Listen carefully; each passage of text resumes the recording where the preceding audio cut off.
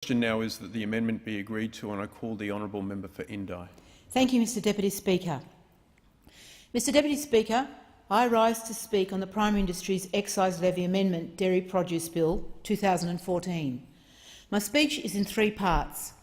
I'd like to introduce my interest in the dairy industry, I'd like to talk about a case study from Indi, and I'd like to make a call to action for my colleagues on the other side of the House.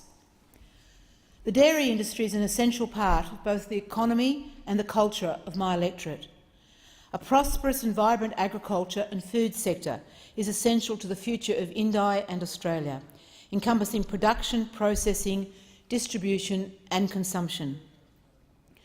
Agriculture and food production is central to the past, the present and the future of Indi, and dairy is an essential part of our food manufacturing future.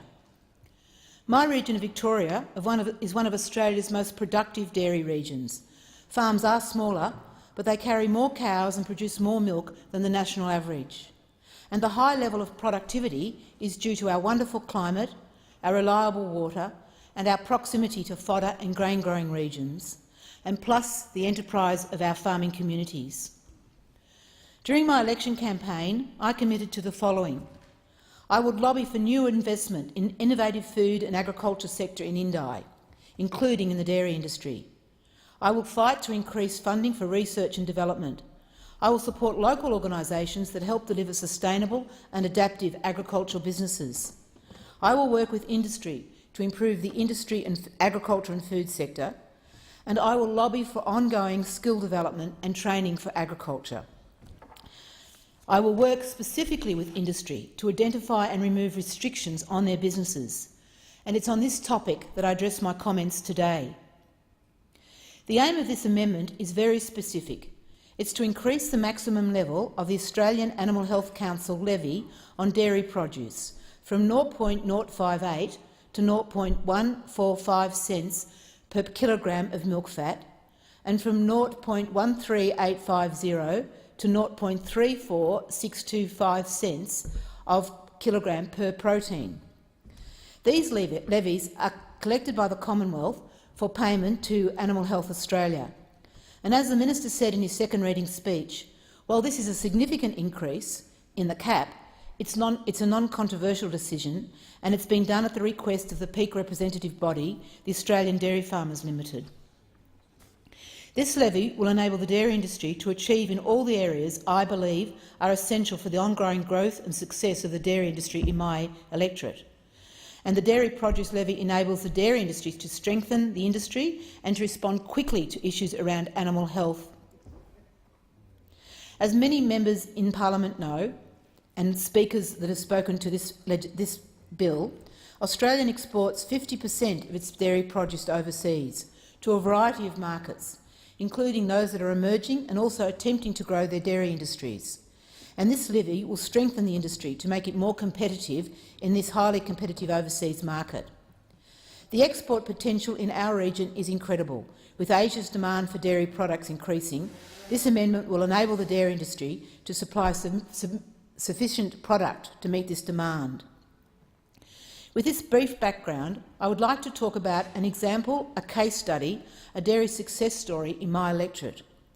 I will begin with the Mitter Valley and the community-based project, Our Valley, Our Future. And I will talk then to the industry development arm, Alpine Dairy Pathway Project. The Mitter Valley is located in Towong Shire and includes the beautiful towns of Mitter, Esdale, Dartmouth and the Tallandoon community. The significant rural land that surrounds these townships and the unique balance of farming land, natural assets and wonderful community is a strong part of the Mitter Valley identity. As the name suggests, the area is based around the Mitter River, and it makes its journey from the Dartmouth Dam through the valley to the Murray River. The valley is also close to Albury-Wodonga and to the large townships of Tallangatta.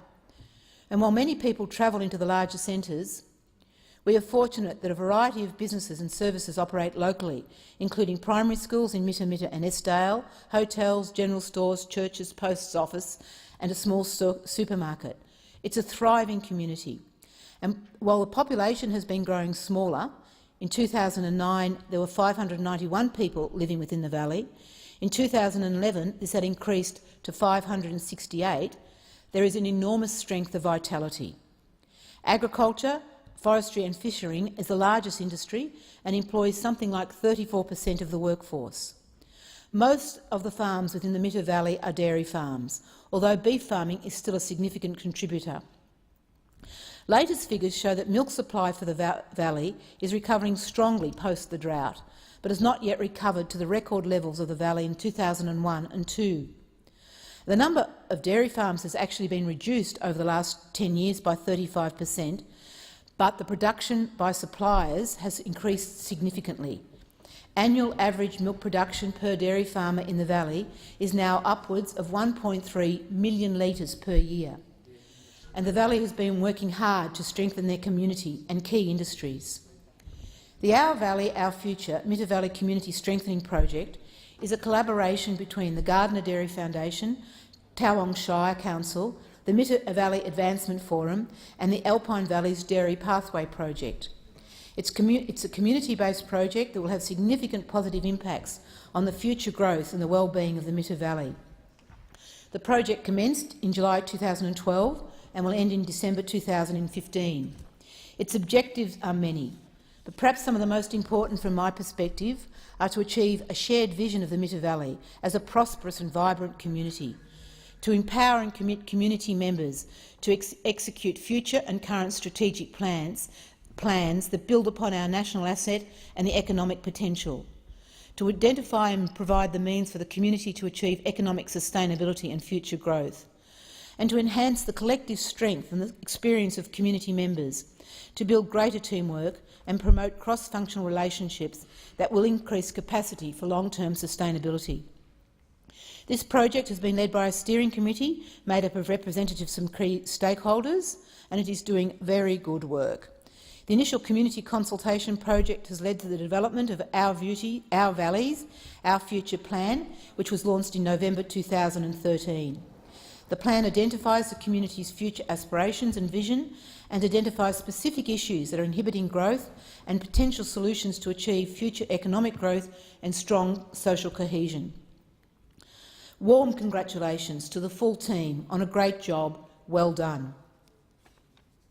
The Dairy Alpine Pathways project is a sister to this community-based project. I regard it as the production arm. Its aim is to increase both the amount of dairy farmers, the number, and to double the milk production in the next 10 to 15 years. The Alpine Valley Dairy Pathways project, its aim is to make a significant contribution to local jobs and wealth creation in the Alpine Valleys, and it's working with farmers and communities in the valley to create a future for dairy that young people and their families want to be part of. It has specific aims. It aims to increase economic value for Alpine Valleys for growing milk production. It aims to move away from farm-based farming, and I note my comments from the government side might be interested in this comment, to move away from family-based farming to a new model that can be showcased for sustainable dairy industry in Australia. It aims to lift average farm performance to the level of the current top 25%, so from the average to the top. It aims to improve pathways in and out of the industry for farmers and the next generation. It aims to implement a workforce strategy to ensure the industry attracts and retains the people it needs. And it intends to develop a strong culture in the Alpine Valleys that really values and supports the dairy industry. And why is this so important to me? Mr Deputy Speaker, if I could indulge you in a few key reasons. At a personal level, I'm the daughter of dairy farmers. I grew up in the valleys of northeast Victoria, and in the 1950s all my community was dairy farmers and all my friends were dairy farmers. I have fond memories of working with my dad in the dairy, getting the generator going, moving the dairy cans so that the factory truck could pick them up, all before refrigeration, and with my neighbours to ensure that our cream went on the railway line to Wangaratta. And one of the wonderful aspects of growing up in a dairy community in the 1950s was the introduction to the concept of a farmers' cooperative. and I'm very proud to still be associated with the thriving cooperative movement in North East Victoria, and one of the stars being the Murray-Goulburn Cooperative. In my future, growing up, but in my future work, I had great interest in women in agriculture and was part of the initial Women in Dairy project. And at this stage, I'd like to acknowledge the contribution of my colleague in this House, Nola Marino, as a leader in this area. The Milk Group in Western Australia led Australia in bringing women together to take a leadership role, and she was a key leader then, and what a leader she has been in this place. Thank you, Nola, for the wonderful contribution you have given us. And then, in the end of the 1990s, we experienced in Australia an upheaval in the dairy industry with the impact of deregulation, and in particular the states of Western Australia, Queensland, New South Wales and South Australia. And my work was with families, communities, to bring together the women and the communities to manage this transition. And I'm very proud to say that I still keep in touch with most of those dairy industry women and their families and the organisations. The Women in Dairy project that we established was instrumental in helping families make the transition between a regulated and a deregulated industry. And it has led the way in Australia for many other women in agriculture groups: women in horticulture, women in sugar, women in wool, partners in grains.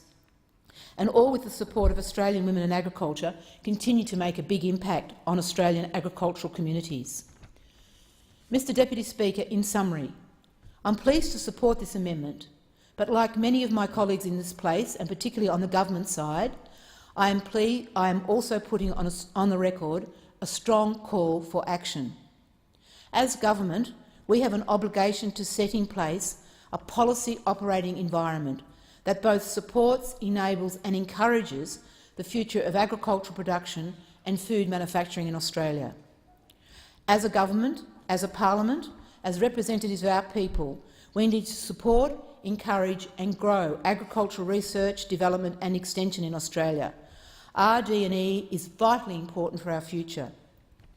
So, Mr Deputy Speaker, I say to my colleagues opposite in particular, it's not enough to complain, it's not enough to blame, it's not enough to describe the problem. It's time to use your combined knowledge, skills, experience and commitment that we have heard demonstrated over the last 2 days talking about this bill. My call is to the government benches to bring your words into practice. We need a strategic approach, we need clear budgets and timeline, we need a vision for the future of agricultural production, manufacturing and agricultural communities in Australia, and I will look forward to working with you to implement it. Thank you.